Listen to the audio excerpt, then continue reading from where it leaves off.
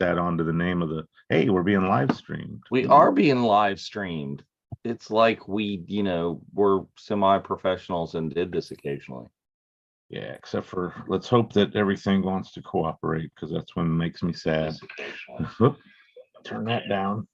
Anyways, they put that little thing on later on in the day, and it's like when I went and I did a little quick screen capture of the first few minutes, and the picture I chose I thought fit well with the one to advertise tonight's episode name.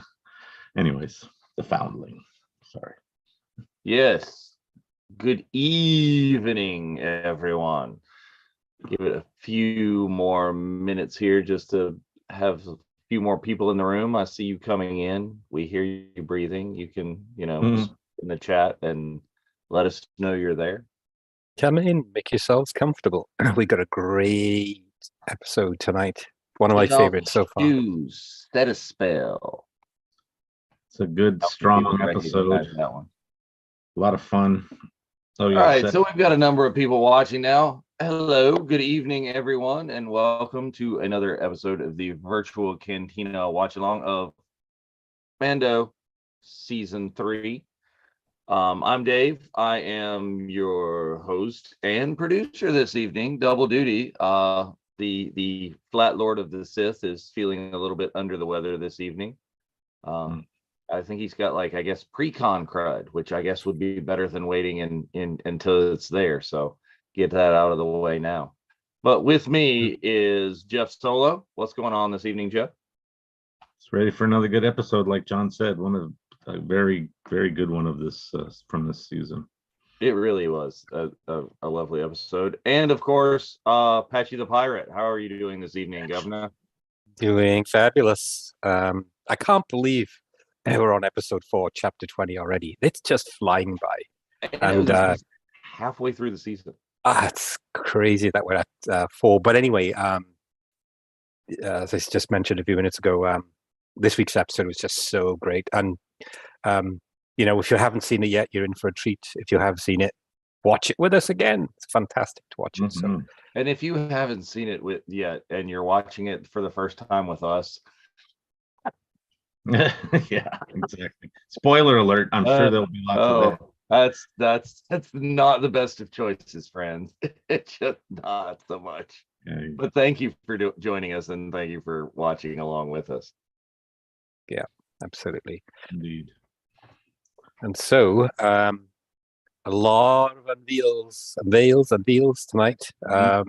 Some crucial plot lines establishing, and interestingly enough, and I'll mention it when we watch it live, a couple of the this season's actors alluded to the fact that they couldn't talk too much about certain things when asked at interviews. And I think this week's episode kind of led to us to understand what that was. So that was kind of very mysterious at the time when they were interviewed, but you'll find out a little bit later. So absolutely. Well, yeah, and let's not even get to the episode yet. It's early in the night. Like other news in Star Wars this week, other things going on. John, you're the only one going to London. Did you get into your light speed stuff today? I did. For the first time ever, the lightning lane for the Star Wars Celebration store was in my favor. It felt like Canto Bight to me. It was literally 1 minute, and I was in. I got my time for Friday lunchtime, really early, like around 12:30. So hopefully, I'll be able to get in, get what I need, and I'll be happy. But just a bit of advice for everybody who's watching: if you are going to London and you maybe missed out on a lightning lane, don't worry. You still can go in the standby line. I would advise, either going later in the day where it gets a little quieter, or maybe leave it till Sunday. They'll have enough to go around every day. They kind of restock every day. And as all of us that went to Anaheim found out, maybe a week after the show, they put everything back online again. So don't worry, you're not going to miss out. No, the only problem I had, and I didn't go till later in the weekend in Anaheim, was if you're not like the main sizes, if you're either like a really, really small size or a really, really large size, is you might have to be a little bit flexible. Yeah. Or those sizes again, sell out so much quicker than everything else. So yeah. Yeah. But they've got way more of your, mediums, larges, extra larges. It's just if you've got 2X, 3X, or like extra small or something, it's like, it might be a thing.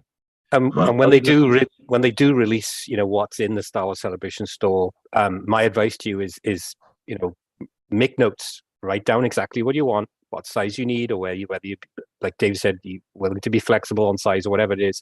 The show exclusives, they don't have too many exclusives in the Star Wars Celebration store, but if they do, I know for a fact that they will just literally restock every day. It won't be gone all the first day. It doesn't work like that. They put certain amounts out every day. But focus on what you want, focus on what you need, and make a list, and hopefully you can get what you want. And if you can't get in early enough, maybe ask a friend, They're but always don't, going to be my hot advice, items, so. don't spend 4 hours in line for the Celebration store. It's not worth it. You're going to ruin your experience. So that's a bit of advice from some seasoned professionals. Yes. If you're going to wait 4 hours in line for something, wait 4 hours in line for like a main panel, or has it been announced? Are they going to do anything similar to like the Mando experience in London? Do we know? No, that was sprung on us anyways. So yeah, there's no advance notice. There's some really cool panels based around what you were just saying, Dave. I know there's the making of the Millennium Falcon. There's the behind the scenes of Andor. There's a lot of cool panels that really piqued my interest. I think actually more than Anaheim, to be honest with you.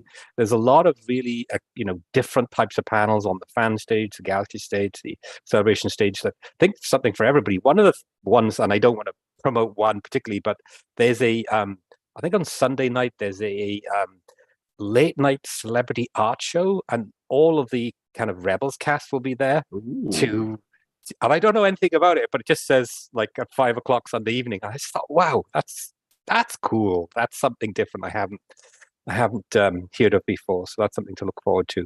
And if you're looking for kind of the off the beaten path kind of attractions and panels and things that are going on, check out what we've been revealing. We've done 2 days of reveals, only two, for our virtual Cantina hidden gems. We'll just kind of like, a little card suitable for printing that you could take with you. And so you'll know what's out there and what's going on. Is Mr. Notman and some of our other friends take a lot of look at that stuff and kind of seek it out for you.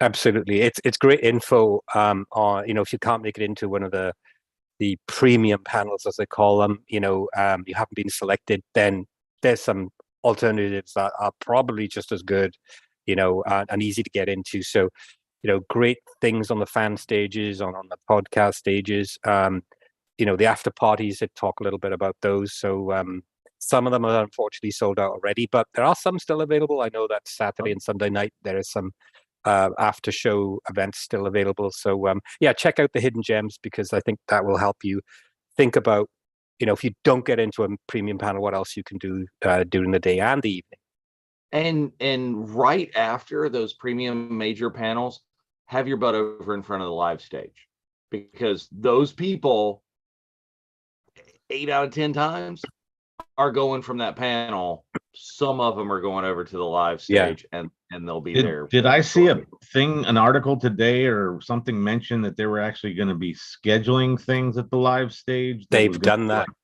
They've done like in advance. You would know who's going to be. Exactly, Jeff. They've done that. So for the first time ever, they've scheduled, whichever part of the Star Wars world, the actors have appeared in. They've scheduled them for the first time on the StarWars.com stage. So you have a schedule, so you can go to the StarWars.com stage and know who will be appearing at what times. But I have heard, here's a little tidbit. I have heard through our friends a very strong rumor that on Friday, the StarWars.com stage, there is no schedule, but apparently there are huge surprises and fantastic guest appearances all throughout the day, but they will not tell us who and what they are. So that is mouth watering.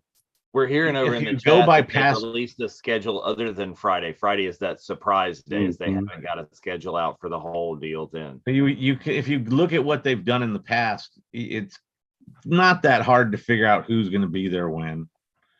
So, it'll be nice to see the surprises and see what they actually are, but I'm sure a lot of them will correlate directly to who's on stage elsewhere prior to that. Yeah. So and by the way, switching gears a little bit, if you are a collector and you like Funko or you like Loungefly or whatever it is, or Lego, they will be releasing a lot of the show exclusive information within the next few days, maybe next week. I'm not sure. There's no time or date that they're going to be releasing information, but I do know next week, I think it's Wednesday. I might be wrong. I think it's Wednesday. You can, just like the Lightning Lane for the Star Wars Celebration store today, you can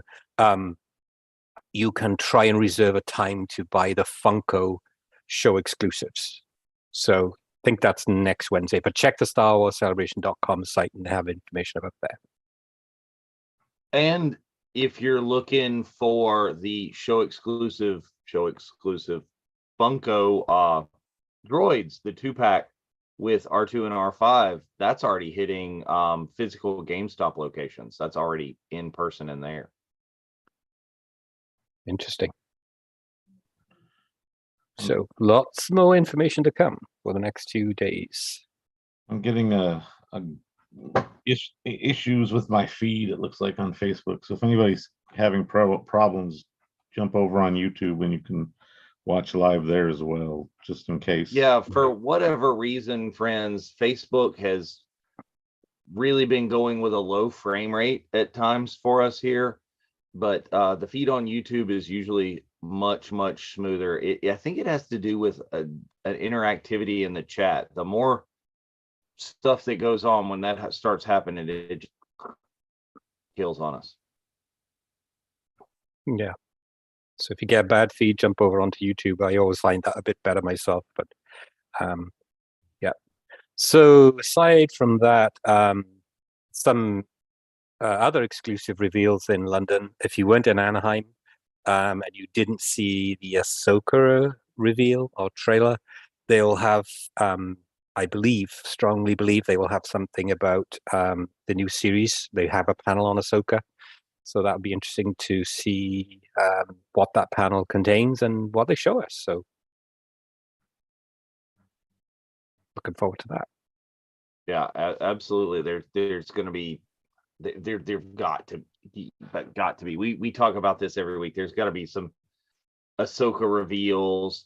Didn't I hear somebody that some reasonably reliable source said that there's going to be a movie reveal scheduled for one of the days? I've heard the same. We'll see. Likely. Not quite sure. But that would be the ideal time for sure. Oh, and Boonta Eve reveals this week. We have revealed the probably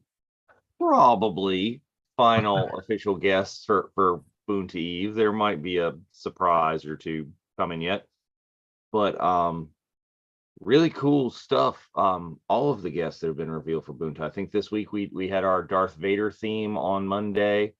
The original sculptor of the Vader helmet, Spencer Wilding was Vader in Rogue One. Also revealed, we had what was it, prequel theme I think on Tuesday with those reveals, and Jawa theme on Wednesday. So yep. Very cool. Lots of cool guests coming to Boonta. Prequel theme is a nice reveal in this episode, prequel related. Yeah, which is pretty cool. Oh, absolutely. That, see, I know you had to have had a different reaction than some. I was immediately on RosterCon going, holy crap, I just had him sign the other thing and now I need this. It's like, So yeah. Just going back to Boonta Eve really quickly, because I know we're going to watch chapter 20 in a short few minutes. We got some time. Those of you who are getting ready. So with Boonta Eve, if you are attending, if you've been lucky enough to get a ticket, and I say lucky, you're in for a treat because with Aldrin Idol, there are some amazing talent. I think we've outdone every time we've had a Bunter Eve, we're outdoing ourselves. And fair play to the individuals that have put in a reel, about them singing, and then if they've been selected to go through to the Bunter Eve live rounds. Unbelievable. We had some previews, and I'm just absolutely gobsmacked how great they are. So if you are attending Bunter Eve, you're in for a real treat. And so far, great song selection, which kind of makes it even that much cooler. Have a great selection. I don't think you've seen, Jeff and I have kind of seen the behind the scenes sneak peek of everyone's song selection, Notman, and I think you're in for a treat right there just from the round one. That would be great. I think they're going to have a hard time keeping Spencer and I off the stage, actually, by the time we get there. We're probably going to want to sing. How many songs did Spencer do last year? About 30? No, 3 or something. So, wouldn't put it past. Well, you got to warm the crowd up, make sure that everybody's enjoying before the live rounds, I guess. Especially the theatrical song that he did, which got even more theatrical. Little did he know it. Yes, Jerry, and everyone else just joining us on Facebook. It is just the feed tonight, so you may want to roll over to YouTube, and the feed appears smoother over there. Can you pin my post? Oh no, it doesn't have a link in it. I think there's something going on in internet world because my TV just said you're offline. So I don't know. I'm not sure what's going on out there, folks. But if you can hear us and see us, that's wonderful. Ghosts in the machine. Maybe it's time to get our modems and go back to dial-up. No, thank you. Yeah. Oh, so one other thing. Talking about Mandalorian. Last week I was fortunate enough to go to Batu East, and for the first time I saw the Mandalorian character wandering around the marketplace with Grogu. And if you do get the opportunity to visit either Batu East or West soon, go and check out the Mandalorian. It is unbelievable. It's incredible. I mean, just the costume is exactly like you see on the Mandalorian seasons. The way he talks, is exactly like Din Djarin. And doesn't seem like it's pre-programmed. It's very free speech. And obviously Grogu, everybody's attention is to Grogu. It's unbelievable.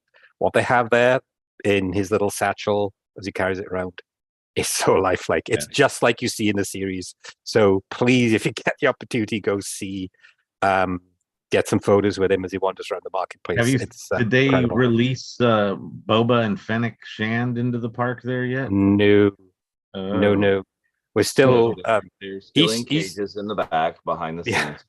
So, but in East, they've been, I will say, I don't know if they do this in West because I've only been there a few times, but Batu East, they do have a little bit of a Kylo Ren First Order hunt for Chewie. So there's a lot of hide and seek. He's always walking around asking everybody where the Wookiee is. But this is why I love to wear my big furry Chewie jacket because then he gets all annoyed. But we have all the the Kylo stuff, and he goes for his little strolls here and there, and lots of trooper patrols, and then Vi is running around, and Chewie and Rey and Vi, or Vi and Chewie sometimes. We've had a couple of droids, I think, sort of like Bunta. But I think if you're going to get a real free form conversation, like you mentioned, it's going to be with Fennec, because she's the one that's not wearing a helmet. I mean, she can wear it, but she walks around for the most part without it on. So you get a truer kind of interaction, I think, that way. Whereas when the guys have helmets on, they're always doing some kind of program stuff for the most part, because they got to get the voice just right and stuff. Right. And by the way, I haven't told you guys yet. The first time I Road Smugglers run on Chewie mode. So Oh, that's really? fun. If you get to do Chewie mode, that's a lot of fun. So rather than Hando talking to you, you get Chewie yelling at you for everything you do wrong. He's literally a Wookiee screaming at you. The whole time. As opposed to Hondo being like, oh, this and that, and giving you the lines. Yeah. But it's fun, like you said, but it takes a lot of cooperation in the cockpit prior to, especially if the cast member tries to rush you, it gets a little frantic, but absolutely. Yeah, to get it do it if you plugged in, can. get that hooked up. So people were a little less than 10 minutes away. Make sure you've got the Disney Plus machine queued up. We like to pause it just right there at the kind of Disney splash screen, and ready for when we do the countdown here in about, I don't know, 8 minutes. So be queuing that up and ready. So I meant to ask you guys, as we, not tonight's episode, I don't want to spoil that, but the various episodes or chapters that we've had so far, have you been impressed with the variety of the Mandalorian armor that you've seen in the helmets? We've only seen maybe a couple of characters in seasons 1 and 2. So what are your thoughts about I think they've been watching this show is what it looks like, because they've been knocking off Jeff's work over there. The Paz Vizsla's son. Yes. Ragnar. Yeah, he confirmed it. Everybody knew he was the son, but then he actually says, spoiler alert, he says it in this episode. But that I like how it was kind of obvious early on that they were related just based on the deco, which is that deco right there, of their armor. But I base mine off of the heavy gunner Pez before that. But anyhow, but yeah, seeing the kind of the patchwork thing going on where there's so many variations is very cool. One of the things I noticed, particularly, this is why I brought up the subject, by the way, there's always a reason for me bringing this up. Not many of the Mandalorians that we've seen so far, particularly this season, right? Season 1, 2, you see a few, particularly season 1, but you don't see many with the missile firing backpack, which is Boba. They typically have, the flame, the whistling, what are they called? Sorry, the whistling birds, and then the tether. So you don't really see them with the missile firing backpack. Thoughts on that? Well, Mando's himself has no missile in it, and that is, I think, the common one amongst a lot of them. But if you watched Rebels and probably in Clone Wars as well, when you saw the Mandos there, a lot of them had these really sleek backpacks as well that didn't have a missile in them as well. So it's almost at this point that the more prevalent version is missile-less. So it is a nice extra weapon, and it's a fun throwback to the toy. But right, and you notice some of the Mandalorian helmets have, I think, what you call the rangefinder, right? Is that what you call it? Most of them. And some don't. Yeah, like Mando, a good portion of them do. But you're right. They're not all exactly the same. They're varying degrees of this and that in terms of their technology, as well as the armor being somewhat patchwork and somewhat kind of standard in some cases. But a lot of them have different pieces, like some of the shoulder bells that they were wearing were very much stormtrooper armor shoulders. Yeah, and I enjoyed that we got a really good look at Heavy's backpack and gun system. Right. I think this is a better look than we've had, but in scenes that we've seen it before. He's moving around a lot, so you get a better feel of what he's got going on when they're moving all around and flying. It looks a lot like Baze's from Rogue One, kind of reminiscent of that sort of deal. But over here in the chat, the YouTube chat, they're talking about wondering if they got help from Mando Mercs, if they just had people who already had their own independent characters like they did, and they've got history of using the 501st in season 1 when they didn't have enough stormtroopers. It's entirely possible these scenes when there's dozens of Mandos, if they hit up the local Mando mercs and it's like, hey, y'all want to show up in costumes? I'd like to think that, but one thing that jumped out at my weird eye is some of the jerky animation in the scene where you see the whole bunch of Mandos, which is early on in the episode, so it's not too much of a spoiler alert. But and we already saw them at the Covenant or whatever it's called. Yeah. But in some of that they did it. I felt a little bit. It was just a pan, but part of it felt video gamey to me. So, you thinking some sea Mandos in there? Well, beach Mandos. Well, to answer to CGI, yeah, it's funny. Well, I don't want to give away tonight's episode, but some of it felt there are certain scenes that looked CGI, and then the character came closer in the frame. It looked live action, so they may mix that up a bit. But anyway, to answer Dave's question, I mean, we have a Mandalorian Mercs panel and fan stage option, so we can go and ask them. Do you create your own style of Mandalorian costume armor, and do they approach you for ideas? That's a great thing. Oh, and by the way, one last thing before we're a couple of minutes away before watching the episode live. The jetpack underwater. Not sure about that one, but I'll give it free artistic license. Maybe. I mean, yeah. There's probably some really cool level of physics that could potentially make that happen. I would assume kind of like a solid rocket booster technology, like on the space shuttle or something, if everything's internalized inside of there. We'd have to be. But it's Star Wars. You can do it in Star Wars. That's what I was told. Okay, it'll be faster and more intense. Yeah. So we're close to 10 o'clock Eastern, which would be 7 o'clock West Coast. So if you've got your Disney Plus queued up, we're watching season 3, episode 4, chapter 20, The Foundling. So make sure you've got it queued up. And what we're going to do is we're going to start at the splash. We're going to not skip through the preview. So never skip. Always watch them. We're at time. Who wants to do the countdown? I'll do it.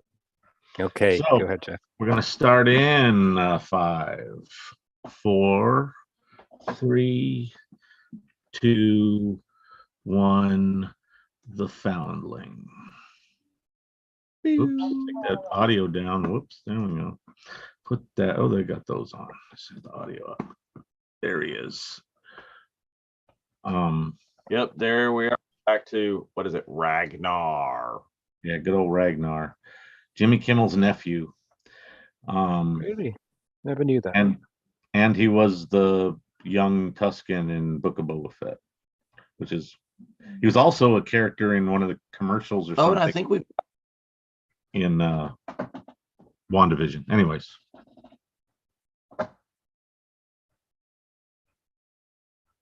What's up, Dave?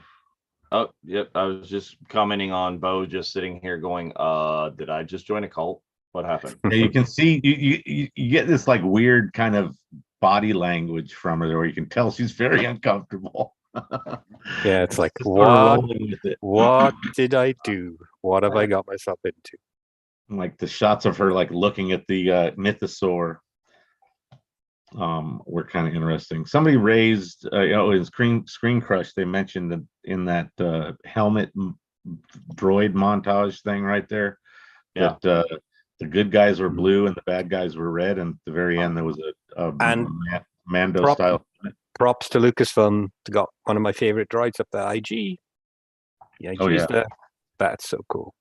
Yeah. So some of it, there's a lot of Mandalorians in these scenes, right? And in some of those wide shots, it's kind of overly apparent that there's very CG ones. Wouldn't you think there would be nervous training there based on what happened in episode 1, with these huge creature came out and almost I killed them all? really would. It's like, Well, gotta considering train what up. happens in this episode, you'd think they'd be way, way more. This is fun though. Like they're all sort of out for their little day of recreation, but their recreation is battle and shooting stuff. Very sorry to say, kind of rednecky with the shooting at the water kind of thing. Although I'd shoot at the water too if those giant monsters came out. Yeah. Well, maybe that's why the giant monsters are pissed off. Yeah, they're like, quit shooting at my water. I love this scene right here with Grogu. Yeah, I totally thought for a little bit he was sitting there moving the rocks, and I'm like, why is he just moving them just a little? Yeah. But I was getting a vibe from that it was something else, but I wasn't quite sure. Snack time. Put down the rocks, kid. I thought the same. I thought, he's gonna down that in one. And I thought Mando's gonna say, don't even try it. Get indigestion. I love how they all get up and leave after he goes away. Like they were hanging out because he was there. Well, I mean, they might. You know how we've talked about on Rebels Revisited in this, how in tune with animals. Yeah, he's very, very much so. They've shown that over and over and over again.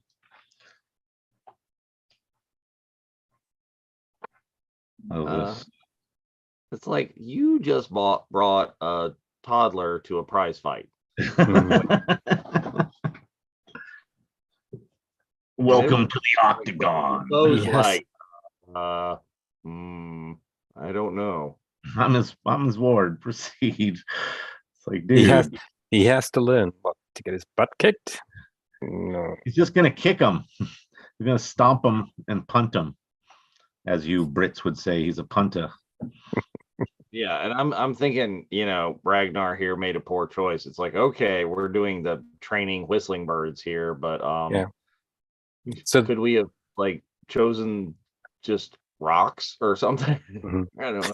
So this is what I was talking about a few minutes ago. This is the bit that I was fascinated, not just with what was happening with Grogu and his kind of bonding, within the clan, but just to see all the different Mandalorian costumes and armor and helmets. Just fascinating. There's a very wide range of things. It's a good kind of cross section, I think, of many different clans or whatever that are still existing in this. And then the variety of weapons that they have. I love how he has to explain to him how to use the darts. Yeah, it's just a big watch. Now I need to make a little training dart wrist thing for bounding in Batu. The one that shoots. Can you just imagine after this episode, there's much more creative people than me out there literally making this right now as we speak. And oh yeah. Well, there kind of already is that there's a little bitty kids Nerf Mando. Oh yeah. I think they sell that in Batu as well. Yeah. And that would be easily kind of scalable or fixable. If you cut off everything that wasn't necessary on that, you pretty much got what you're looking at. I wanted to shoot paintballs though, so it's like a kid's version of Whistling Birds, I think. I love how he takes them out. Wah, wah, wah. Well, yeah, it's basically or any kind of wrist rocket. They could have. Sorry to be super hypercritical. They could have done a better job with the leap there. I just felt it didn't. It was very shaky. His leaps tend to be kind of that weirdly, like you can tell it's still like a puppet. So this right here, when I saw the kid walk towards the damn shore, I was like, dude, you do not have good luck with that already. Why? Yeah. And then it was like, okay, worst fear confirmed. Smaug is coming. Well, I'm like, they're sitting there going like, oh, well, this has happened before. Well, why the hell They have some guys with. Why are you allowing it to happen multiple times? And he immediately Pazvizla says, "Don't shoot, you'll hit the kid." Yeah, well, There's a big 200-foot wide dragon. He's worried about the dragon hurting the child, I think, more when he gets shot at. But yeah, this is running out of power. Oh no. Yeah. Hey, Jeff, if you get a chance, can you pin the post where the live video is for us? Okay. There's some people messaging me trying to find it. The live, you want me to post about YouTube? On, Facebook or whatever is like, just make that a pinned post or something. Okay. I was gonna pin that comment about YouTube in that post as well, but yes. Let's see. Can I do it? And this is one of my where the dragon or whatever is flying into the sun with Bo-Katan's ship. Incredible. That was very Apocalypse Now kind of war movie type of. But yeah, going back to what you're saying, the jetpacks run out of juice, whatever they're powered by. That kind of doesn't really happen in Star Wars universe, really, does it? Unless something's been shot up or blown up, right? So you can see, like, Bo's rocket or backpack is a more slimmed down version of kind of what Din has, and then I don't think many of them even have the rocket element. Well, look at Bo's there. Does she have a low profile rocket on that? Because when you see, if you look over her shoulder, there's a little. Yeah, there's that kind of like that tip thing. I don't know. Might be just the aerodynamics. Oh, yep. Yeah. And again, they've got a Shriek Hawk like strike team or something already. It's like, guys. Somebody already pinned it to featured, but I'll pin it to the top. Oh, okay, cool. All right. Mike seems to think that Bo's got a rocket, but Armor doesn't even wear one. She like don't go out. Like, didn't she have one? Did she rocket around at all during that fight against the alligator turtle thing? No, I don't think so. She stood on the. She ran at it for sure. She stood on the show with her tongs and. She was getting ready to. She had to click her tongs at it like she was barbecuing. So what do we think about Bo's ship, by the way? It's cool. Does some trippy moves. Oh yes, we get see that in live action. We've seen that. I love it in clones before in Rebels. Yep. It's got a lot of cool elements. The way it lands and the way it, things turn and pivot.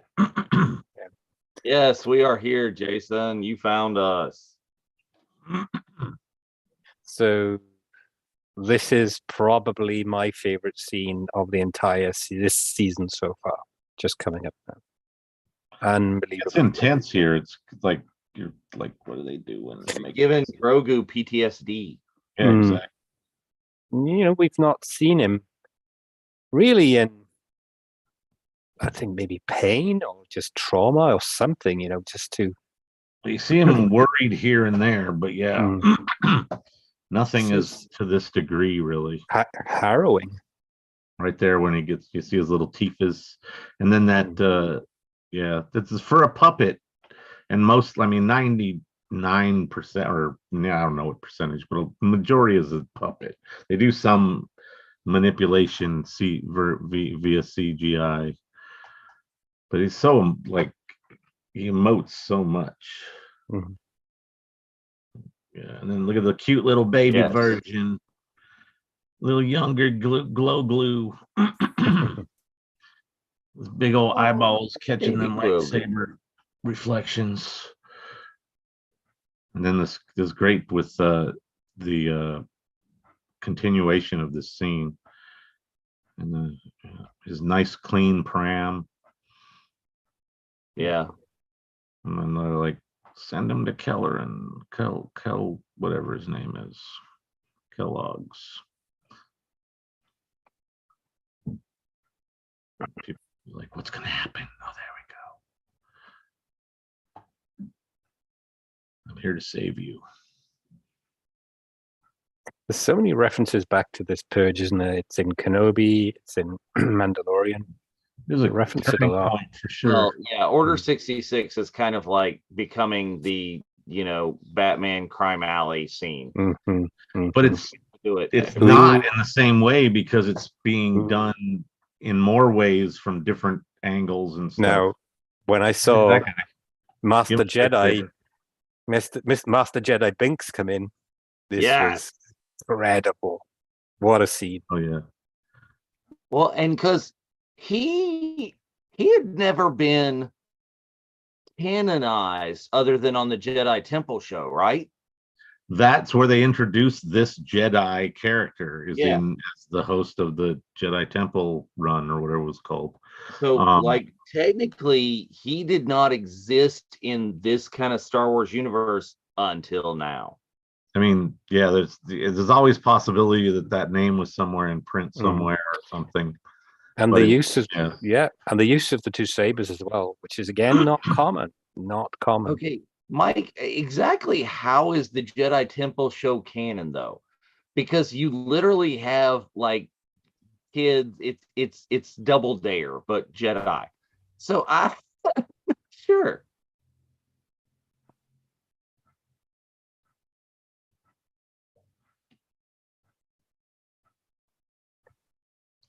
Yeah, no, they're saying over the YouTube. It took me a minute to recognize who that was, and it's like, one, it didn't me, but two, I'd already seen spoilers. That is the spoiler that I couldn't avoid because I didn't get to watch this until Wednesday night. And I love this cameo. The Rock cameo. Yeah, exactly. It's like it's from like, last week, in the last episode. Except for the timeline is so very different. Yeah. I like these speeders with the sidecar too. That's really cool. I was going to say, reminds me of Hagrid's motorcycle and sidecar a little bit. Don't hawk the Potter. Said he was mentioned in an earlier Mando episode. Look at how clean that pram is. It's so pretty. It's so pretty. It's far more like egg shaped in this. Well, the original one was very egg-shaped. I was yelling at the TV. I was like, holy crap, holy crap, holy crap. Look at that. Yeah. Like, I know that. I've seen that ship before. Naboo. Hey, Naboo-boo. I love how he cruises the pram around into the co-pilot seat. Yeah. Here. That was like, wow. It's like, that's just like, wait. Like, that ship you've been on already, but as Jar Jar. Yeah, I didn't even think of that. That's funny. Yeah, it's like you've already been on that ship. You were just, a 7 foot tall Gungan. How long was I out? It's like, wait, no. Long enough that I've, made a thing. Been doing some work while he's been having the visions. No, it's like, quench it in the living water. So I want to know what all that structure there is. On the back end. Yeah. So here's my head canon, and I think there's some level of backing this up, but I don't know exactly where. I think there's kind of like force shields in that sucker that kind of protect the soft parts. That's why you don't get shot in. To extend kind of the protection out from like between the pieces. Yeah, that's what I'm thinking, because we know that they can project force projections because you see the shields that they can have come out of the gauntlets. She just gave him a big old clock to wear on his chest. So what's the electronics she's working on when she's building it? She's kind of It goes soldering in the backside, and it has something. We saw Din trying to repair one of his pieces at one point. The original plate, the Durasteel plate before the Beskar, because it had shorted out or whatever had happened. So it's got to be, that same idea. Obviously, I love some of these guys are like the prototype figures, which is just like orange, yellow, red, green, blue, like all over. Just There's like the iconic shot. So we're over in the chat. They're saying that Jedi Master Jar Jar was mentioned in chapter 13, the Jedi, as he was already mentioned in Mando. So they've been planning this one around a little bit.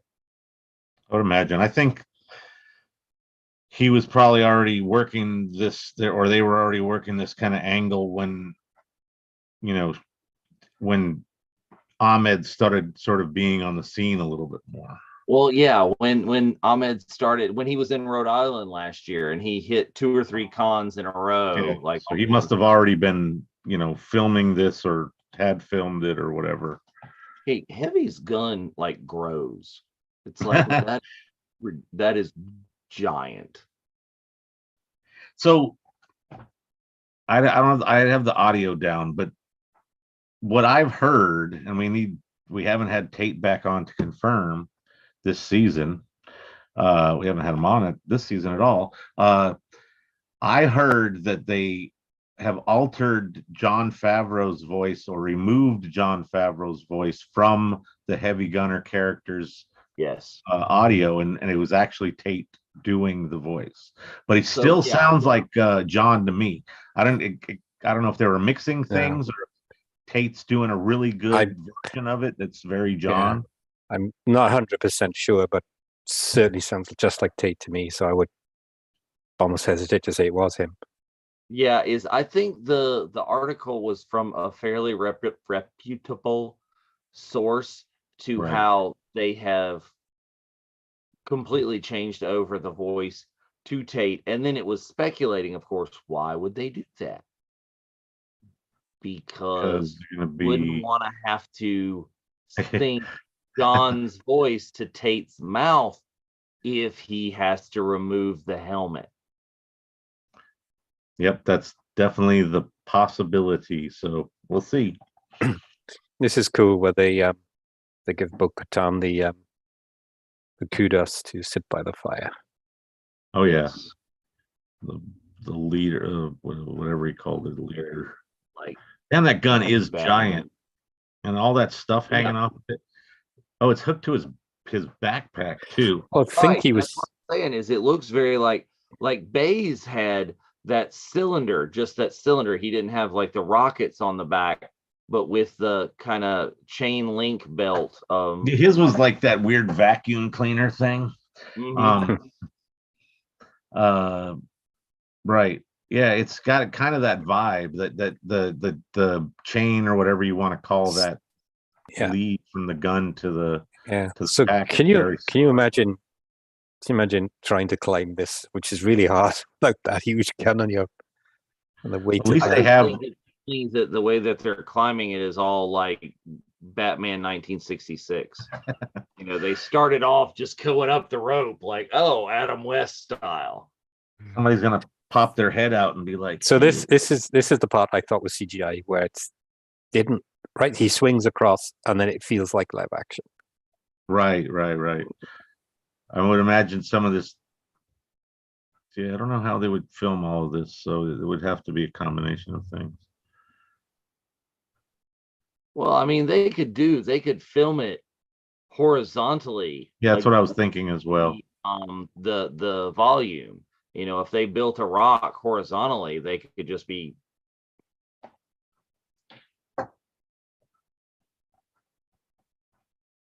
But I think we saw him use that huge, the huge gun in the first episode of this season, right? When he was fighting. I think that at least that alligator turtle thing.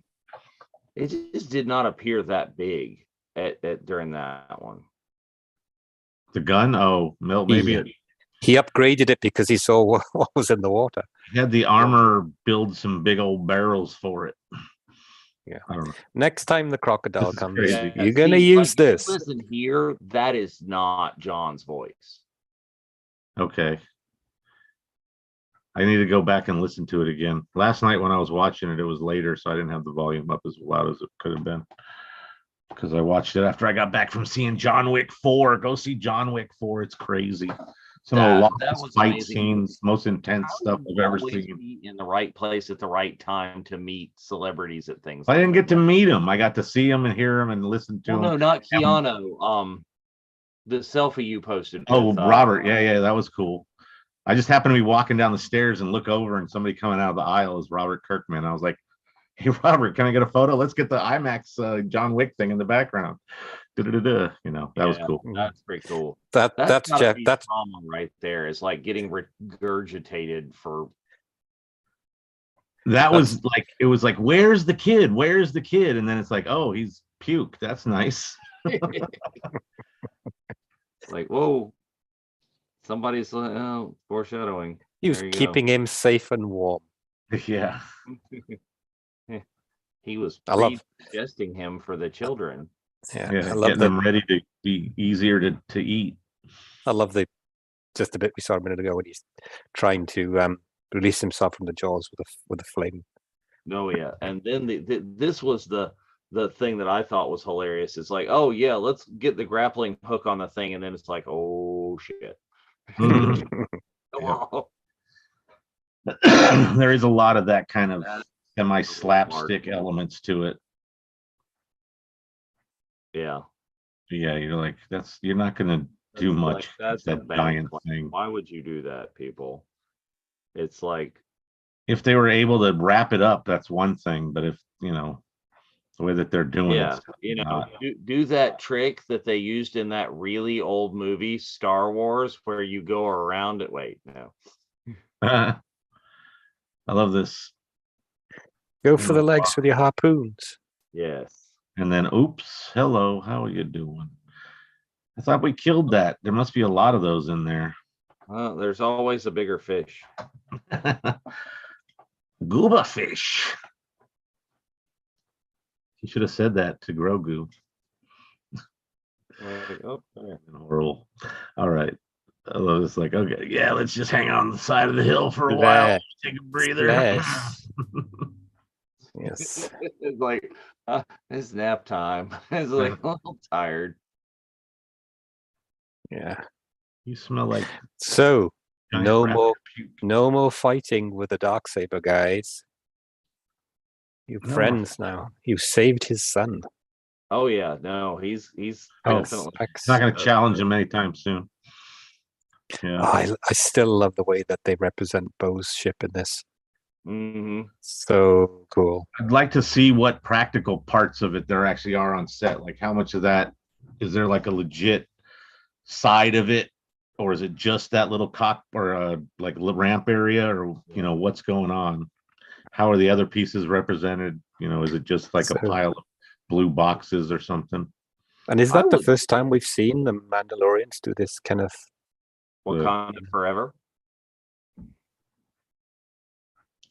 Maybe. Wrong franchise, David. It's under the same umbrella. It's close enough. There you go. This is classic. It's kind of the same thing. It's like a mysterious hidden people that has this magical rock underground that they mine and make into everything. Maybe the next Mandalore is T'Challa. Never know, because we can't see his head. His helmet. He's gonna always have his helmet on. We'll never know what he looks like. And where did they get that big slice of meat to try and? They always got giant pieces of meat. Remember what Pelly had? That big old giant nugget. Where did they get it from the fridge? It's the Crocagator. They sliced that sucker up. Yeah, they had some of that in cold storage in the cave somewhere. Yeah, they got eats for days. They made a bunch of jerky out of it, and they got like leather boots or crocodile boots up the yin yang. Now, see, I didn't like this. I didn't like the explanation that the mythosaur is available to all Mandalorians, because I wanted that crest to mean something special when Boba wears it. You know what I mean? So I didn't like that. Well, I always got the vibe from that Boba wore it as the generic Mandalorian logo kind of thing, crest, whatever. Well, so that was more of a general catch-all than like some of the other stuff that he has, like the little like flower thing, or the F, not flower, it's like a twig, like a fern. Those things are more specific to the clan or whatever. So that's how I always felt. Yeah, I don't know where on earth they put the little dragon babies in the ship. That was just like those things came out of nowhere. They were flying it, literally. I don't want to know why the armor is just like so chill and just trying to gaslight Bo-Katan. It's like, oh sure, right. Like, oh yes, a great vision, I'm sure. Yeah, it's like, yeah, lady, with my eyeballs. I think there's now developing a healthy respect between Bo-Katan and the armorer, because she's starting to walk away rather than. Oh, that's true. That art of the scene from early on with the little crab things gave me a lot of freaky deaky ice spider vibes. And the artwork here, the Grogu looked like the Macy's Day Parade Grogu. Yeah, I thought it looked like the thing in the little cutesy rocks from Galaxy Quest that he was just like dominating over. It's like, it's funny. But one of the favorite things for this episode was, when they showed the credits, it was directed by Carl Weathers, and I always think he directs great episodes. So it's not surprising to me that we had a great show. He has a very good selection of episodes under his belt as a director. Yep. I like the ones that he's in as well, because he's directed a couple that he's appeared in, but he's usually not in them because that gives him, I'm sure, a lot more time to concentrate on it. Yeah. But yes, great episode. Yep, another great episode. Yeah, this is, I think, my favorite so far. I've loved all of them, but just this one really resonated with me, and the storyline and where we're going with, getting an insight into Grogu more, the healthy relationship being built between Bo-Katan at the moment and the armorer, and just seeing more about the Mandalorian kind of the creeds, the clans, and how that works, and how they how they interact day to day. So it was a trip that was very subtle, because the credits popped up here with the clone troopers being voiced by Tamora. So for the flashback scenes to Order 66, anything was obviously Tamora. That's very cool. Yeah, I was sitting here just trying to pause and see if it tells us anything in here. Stunt doubles for Bo-Katan, Joanna Bennett and Jesse Graff from Ninja Warrior. American Ninja Warrior. Yes. Ninja Warrior. She also did some Wonder Woman or Supergirl stunt doubling. I think she like dresses like Wonder Woman half the time on. She's Ninja Warrior. She's a real superhero. She might have done stunts for like Wonder Woman 84 or whatever. 84. Yeah. Anyways, talking of stunt, maybe she did Marvel stunts. I don't know. Talking of the stunt actors, since we had JJ Donshaw on the show, on the watch along, and he said, if my guys won't do it, I'll just go and do it myself. So every scene now, apart take Lateef aside, I always think that's JJ, that's JJ, that's JJ, that's JJ. On this one title card alone, he's got 3 credits. Stunt double for the Mandalorian in this episode, and he's also listed as second unit director. Yeah, he told us that. Got a lot of credits. So. Yep, he's building his legacy here. Great work. Okay. Absolutely. All right. Well, I hope everybody enjoyed tonight's episode. Fantastic. I think we're going to look. Goodness knows what's going to happen next week. We could have some, continuance of this week's storyline. We could jump back into Coruscant with that storyline. So who knows? No, you It's just all a never know. mystery. Really You have to doing really There's a well. lot of Go there's a with the lot of flow. branches going on. So Yeah. yeah. All right, let's wrap this up. So, So Dave, thank everybody for going on. joining us and hopping over to the YouTube and being patient because the Facebook has just it's trash lately. If Yeah, it anybody is. out there in streaming land has any tips on why this is doing this all of a sudden, hey, let us know. Hit us up on Definitely. Messenger and whatnot. But yeah, thanks for watching. Tune in this weekend. We got some more Star Wars content coming out. There is a celebration news desk, our last celebration news desk. Gonna tell you about a lot of the I think podcasts and things that are going to be going on, that creator content that'll be happening at Celebration. They're going to talk all about that. Join Mark Von Olen and Blabba the Hutt for that one. And then Sunday is another episode of the Unifying Force where they're going to be talking about a lot of the Star Wars content that we've gotten, just content in general from Q1 of this year. I'm not going to be there. Spencer will be guest producing that, but join Kat and Geo for that as I cruise the con circuit in search of going and meeting, Mr. Wicket W. Warwick. Nice. Yeah. To add those Ewoks to your collection. And to think tomorrow will be just 2 weeks away from Star Wars Celebration, Europe 2023 in London. So that has just come up so quickly.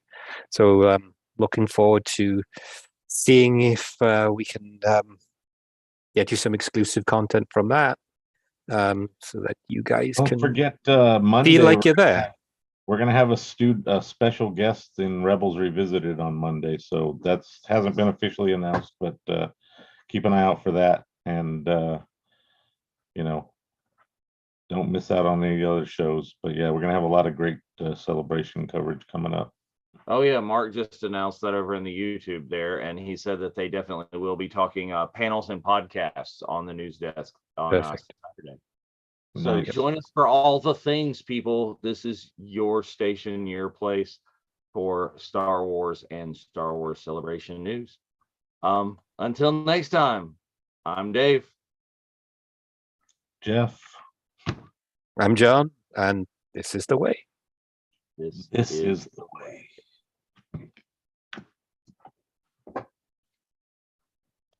Wah, wah, wah.